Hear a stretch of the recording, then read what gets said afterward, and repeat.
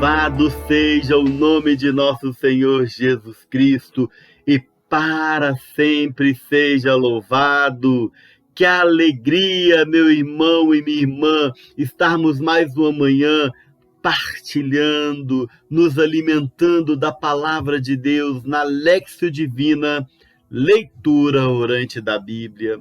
Hoje, segunda-feira, 23 de janeiro de 2022. Estamos na terceira semana do tempo comum. O tempo comum no calendário litúrgico é o período em que nós meditamos os acontecimentos, os milagres, as coisas do cotidiano da vida de Jesus Cristo. Meu irmão, hoje também nós comemoramos a vida de Santo Ildefonso, ele que foi conhecido como bispo dedicado à Virgem Maria. Contou com o auxílio de Santo Isidoro em seus estudos, em sua formação. Ele que era de família nobre, de sangue real, ficando órfão, ele pega sua fortuna, o seu dinheiro, para a reconstrução de um mosteiro. Ele foi, então, um grande bispo dedicado totalmente à Virgem Maria. A partir dele surgiu a festa de Nossa Senhora do Ó. Peçamos também a Santo Ildefonso que nós tenhamos um amor à Santa Mãe de Deus e também que nós possamos dedicar a nossa vida ao Evangelho, às coisas do Senhor, assim como ele o fez. Que Santo Ildefonso possa rogar por nós. Convido você, meu irmão, minha irmã, a apertar aí o sininho de notificação, deixar o seu like, se inscreva no canal se ainda não é inscrito, se já é, divulgue para as pessoas da sua casa, da sua família, para que mais pessoas conheçam o canal da RCCBH. Abre comigo agora a Bíblia no Evangelho de Marcos, no capítulo 3, a partir do versículo 22. Evangelho de Marcos 3, 22. Meu irmão, minha irmã, eu convido você agora a beijar a sua palavra e pedir que essa palavra venha cair na sua mente e em seu coração. O Senhor esteja conosco, Ele está no meio de nós. Proclamação do Evangelho de nosso Senhor Jesus Cristo, segundo Marcos. O pecado contra o Espírito Santo. Também os escribas que haviam descido de Jerusalém diziam: ele está possuído de Beelzebu. É pelo príncipe dos demônios que ele expulsa os demônios. Mas havendo-os convocado, dizia-lhes em parábolas: como pode Satanás expulsar Satanás? Pois, se um reino estiver dividido contra si mesmo, não pode durar. E se uma casa está dividida contra si mesma, tal casa não pode permanecer. E se Satanás se levanta contra si mesmo, está dividido e não poderá continuar, mas desaparecerá. Ninguém pode entrar em casa do homem forte e roubar-lhe os bens, se antes não o prender, e então saquear sua casa. Em verdade vos digo, todos os pecados serão perdoados aos filhos dos homens, mesmo as suas blasfêmias. Mas todo que tiver blasfemado contra o Espírito Santo jamais terá perdão, mas será culpado de um pecado eterno. Jesus falava assim, porque tinham dito: ele tem um espírito imundo. Palavra da salvação, glória a vós, Senhor. Vamos mergulhar no Santo Evangelho para entender o que o texto quer dizer. A Bíblia fala que os escribas vieram de Jerusalém para ver ou para tentar Jesus, tentando ver ali uma forma de talvez confundi-lo. Ora, eles então disseram: ele está possuído por Beelzebu. É pelo príncipe dos demônios que ele expulsa os demônios. Os escribas veem os atos, os feitos de Jesus, os milagres de Jesus, a libertação que Jesus realizava na vida das pessoas, a restauração que Jesus fazia na vida das pessoas, e não querendo dar o braço a torcer de que Jesus era o enviado de Deus, era o Messias, era o próprio Cristo, porque eles estavam ali enciumados, em contenda com Jesus, por ciúme, por despeito, por não quererem aceitar que Jesus era o Messias. E para achar uma desculpa pelas obras que Jesus fazia, não querendo enxergar o bem que Deus realizava através de Jesus, começaram a dar desculpas. E a pior desculpa que deram, a pior desculpa que eles poderiam arrumar, é de que Jesus operava as graças que operava, Jesus realizava os milagres que realizava, Jesus realizava as curas, as libertações que realizava por causa do demônio, por causa de um espírito mau. Eles falam, é por Beelzebu. E aqui explica, pelo príncipe dos demônios, porque a palavra Beelzebu significa justamente isso, príncipe dos demônios. Olha que coisa interessante.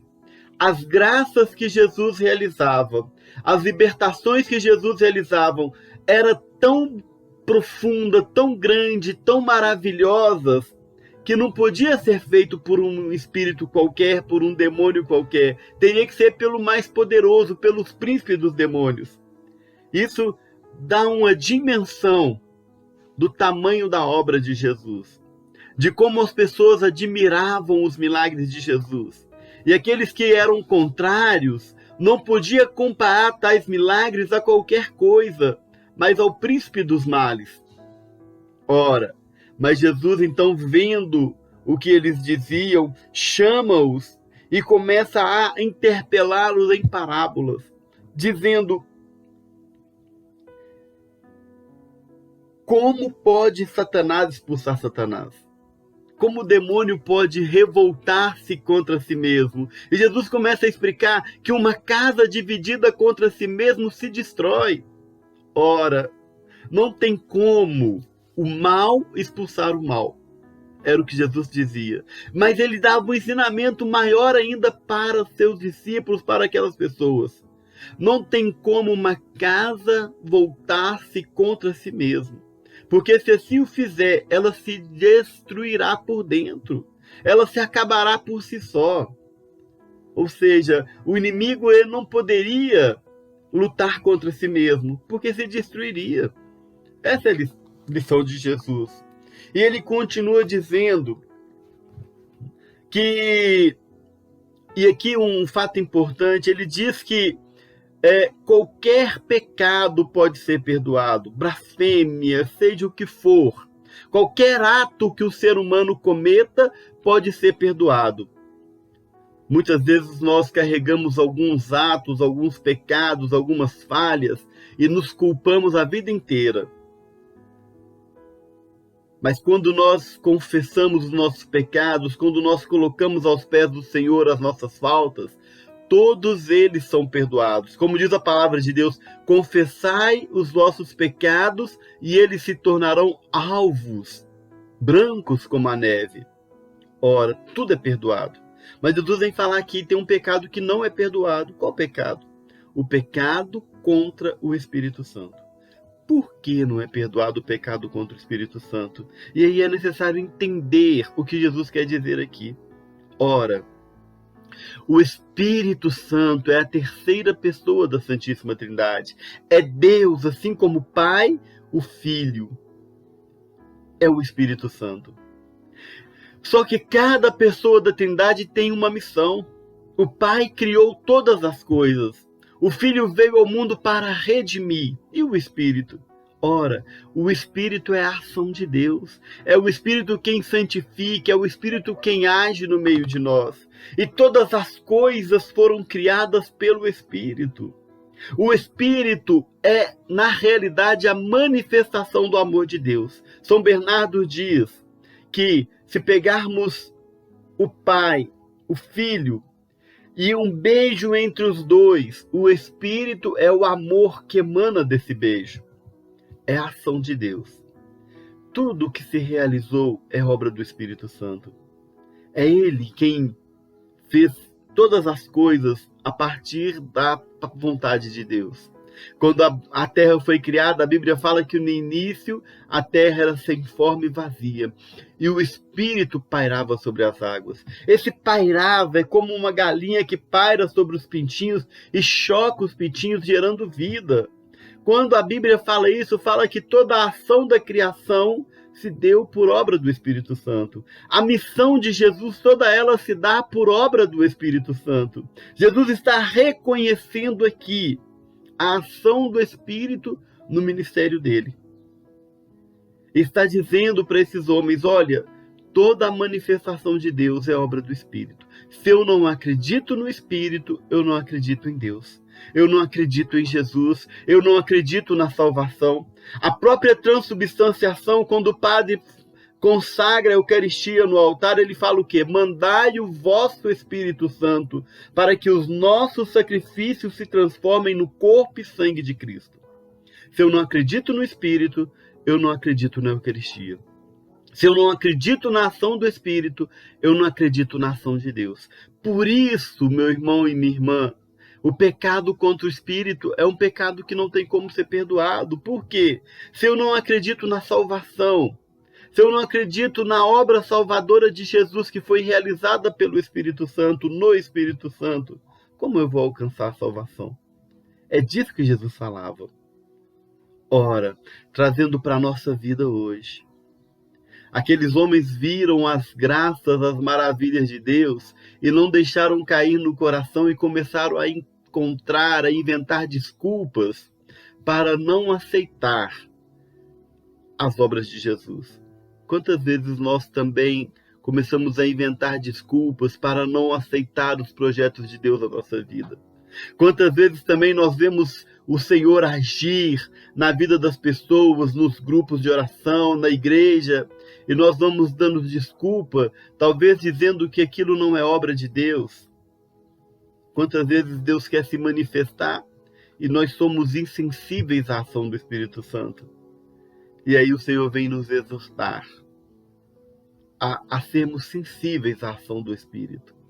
E ele vem falar de uma coisa interessante aqui, sobre a divisão. Quando um reino está dividido, ele se destrói. Quando uma família está dividida, ela se destrói. Como está a sua família? Como está o Arley, a sua família, a sua casa? De repente as coisas vão acontecendo, a gente vai juntando mágoa, ressentimento, picuinhas, e nós vamos guardando no coração, e quando vemos já estamos com raiva do nosso irmão, raiva da irmã, raiva do pai, raiva da mãe, raiva dos filhos. E aí nós começamos a não ter mais diálogo, e aí nós vamos começando a nos distanciar uns dos outros. E é triste uma casa onde as pessoas não dialogam, uma casa onde as pessoas não conversam, não se falam. Não é um lar, é uma casa. E o Senhor nos chama a viver em família. E para que a família realmente cumpra o seu propósito, é necessário reinar no meio dela o amor. E onde há amor não pode haver divisão. Serve também para o nosso ministério, para a nossa caminhada, para a nossa vida de oração. Quantas vezes nós vemos grupos de orações morrendo, se desmoronando, se destruindo por falta de perdão. A gente vai deixando minar, entrar ali mágoas e sentimentos. Nós vamos ficando com raiva do irmão. Nós vamos ficando com raiva, às vezes, das lideranças da igreja, do padre. Talvez uma palavra que não caiu bem no coração. E aí vai causando um distanciamento. E o pior de tudo é de nós com a igreja. Nós vamos nos distanciando do grupo de oração, da igreja, e de repente nós começamos a ficar fora da graça, fora do meio aonde o Senhor age com graça, com poder. Nós não podemos deixar a divisão entrar no meio de nós. Eu já vi grupos se destruírem por causa da divisão. Já viu? As pessoas sabem fazer tudo direitinho, mas não dá liga. O Espírito não age. Sabe por quê? Porque não há unidade. O Espírito de Deus age no meio da unidade. O Espírito de Deus age onde há união. E aí nós precisamos pedir ao Senhor que nos dê um coração que ama, um coração que acolhe, um coração sensível ao próximo. E que Deus tire de nós, muitas vezes, esses milindres. Muitas vezes esses nós ficamos muito cheios de dodói. Pedimos ao Senhor que venha transformar o nosso coração e nos dê um coração que saiba acolher, que saiba amar. Que os nossos grupos de oração, que os nossos núcleos, que as intercessões, que as nossas famílias sejam locais aonde nós possamos nos encontrar para partilhar o amor. Que nós possamos pedir isso ao Senhor. Eu nem vou prolongar em relação à questão da blasfêmia contra o Espírito Santo, porque nós que somos de caminhada, isso jamais pode passar por nossa cabeça. Nós não podemos permitir que o inimigo nos confunda ao ponto de não entender o plano salvífico de Deus na nossa vida e de não dar ao Espírito o mérito que ele merece, de não acolher a salvação que Deus trouxe a cada um de nós, a obra criadora, a obra redentora, a obra santificadora de Deus. Tudo isso passa pela ação do Espírito Santo. É Ele que age no meio de nós. É Ele que age em nossas vidas. É Ele quem nos leva a Deus. É Ele quem nos conduz. Se nós acreditamos em Deus, se nós acolhemos a fé, se nós cremos que Deus age em nossa vida, tudo isso é obra do Espírito Santo. Peçamos ao Senhor agora que tire de nós toda a divisão e que nos dê a graça de entender plenamente a manifestação do Espírito em nossas vidas. Convido você a rezar comigo agora. Vamos entregar a nossa vida na mão do Senhor. Senhor, eu quero te louvar por esta manhã, nesta Léxio Divina, onde o Senhor nos leva a profundas reflexões. A primeira, Senhor, é que o teu ministério, a tua obra salvífica, é obra do Espírito Santo. Foi a partir do Espírito Santo que o Senhor cumpriu o seu ministério e foi fiel até a morte de cruz. E como diz em Filipenses, por isso Deus o exaltou soberanamente e lhe entregou o nome que está acima de todo nome, para que ao teu nome, Jesus, se dobre todo o joelho na terra, no céu e nos infernos. E é diante do teu nome, Senhor, que nós renunciamos agora todo o espírito imundo, todo o espírito de divisão, Senhor, de mágoa, de ressentimento. Eu quero trazer na tua presença o meu lar, a minha casa, a minha família. E eu convido você, meu irmão, a trazer também na presença de Jesus a sua casa, o seu lar, a sua família. Consagre agora os seus familiares na mão do Senhor e fala: Senhor, tira do meu lar, tira da minha casa, da minha família, toda divisão, mágoa, ressentimento. Que a minha família, que o meu lar, Senhor, seja um ninho de amor, aonde as pessoas sejam geradas para ti, Senhor, aonde as pessoas aprendam a amar como Jesus amou. Que o meu lar, que a minha casa, neste momento, seja transformado em um lar aonde o Espírito Santo age e onde habita Deus. Eu quero consagrar também o meu grupo de oração Divina Luz. Eu quero consagrar o núcleo do grupo de oração, os servos do grupo de oração. Tira, Senhor, toda divisão, todo ressentimento, mágoas, feridas, machucaduras, não só do meu grupo, mas de todos os grupos, Senhor, de dentro da igreja. Quantas vezes nós ficamos lutando, brigando entre movimentos, Senhor, entre correntes de pensamento, entre lideranças, Senhor. Dai-nos a graça de ter uma igreja unida, uma igreja que junta forças para evangelizar. Nós renunciamos toda divisão dentro da renovação carismática católica, dentro da igreja católica, e nós proclamamos, Senhor, que a nossa igreja, una, santa, católica, ela é uma igreja que pertence ao Espírito Santo. Finalizando, Senhor, dai-nos a graça de sermos sensíveis à ação do Teu Espírito e de entendermos, Senhor, que é o Teu Espírito Santo que age no meio de nós e é por Ele que nós alcançamos a salvação. Nós te louvamos, nós te bendizemos, Senhor, nós te exaltamos, porque nesta manhã o Senhor falou profundamente ao nosso coração. Muito obrigado, Jesus. Bendito seja o teu santo nome. Amém. E graças a Deus. Esta semana, meu irmão, minha irmã, a Renovação Carismática Católica se reúne no Brasil, no ENF, um encontro de formação de lideranças católicas da Renovação Carismática.